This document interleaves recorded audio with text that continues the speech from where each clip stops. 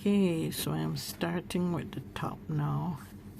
So I have to stay stitch the front and the back.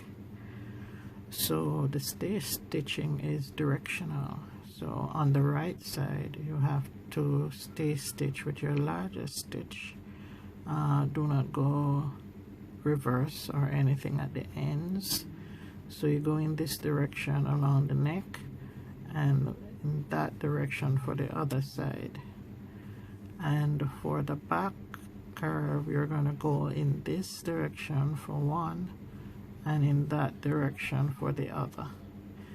This particular style has a yoke, so I'll also be stitching the yoke, which is to be attached to the front piece. Alright, so that's basically what you're doing. Stay stitching prevents it from stretching the neck edges and the curved edges from stretching. So I have done that.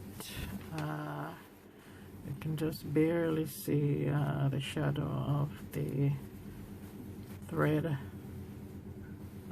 This is the V-neck along here and the other side. So that's the V. Okay, and the back curve is somewhere here. Here we go. This is one side and it's stitched that way. Alright, so moving on now to the other pieces.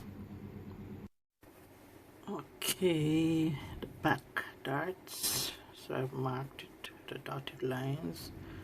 So from this end along here to here. That's the two pieces for the back. And here is the other one pinned.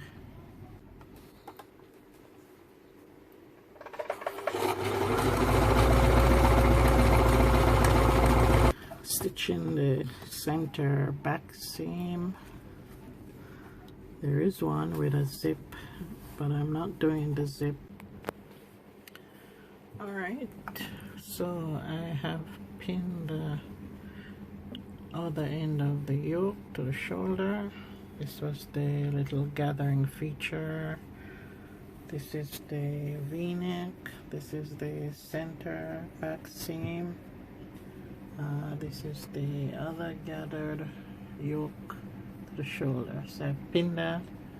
I'm going to stitch the shoulders now. And all that remains are practically finished. It's the facing for the neck and the sides and the hem, and that's it.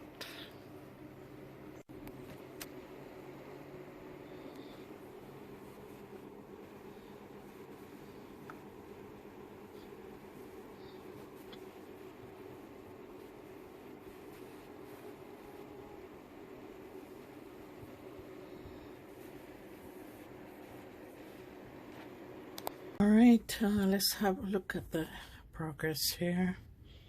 So this is the wrong side. Shoulders, there's a yoke, a little gathering feature at the end there. The facing was done. Remember, we had pinned it to the right side, then we understitched it so that it can be turned under and the facing lies on the inside. So the edge now was just finished by turning up the facing piece about a 1/4 inch to finish it.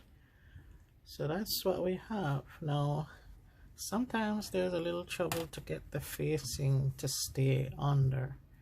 And so what we can do is, I have a pin at the shoulder, is to tack it here in the seam to hold that in place. Tack it again at this other pin at the shoulder to hold that in place. Or if you have this product called a fusible web, Some persons put a little piece here at the different points that will come under. This is the back. I have a pin here because I'm gonna put a label. I'm gonna neaten this edge up at the back and put the label here on the inside, so that we can always have the label on. Here's the armhole. I have pinned just a narrow hem, turn up, 1/4 inch, and turn up again all the way around the armhole, the shoulder down to the crease. Stitching this sleeve opening down, and when I come to the crease, you'll be squaring it off. So it will be down and then it will be squared straight across and back up again.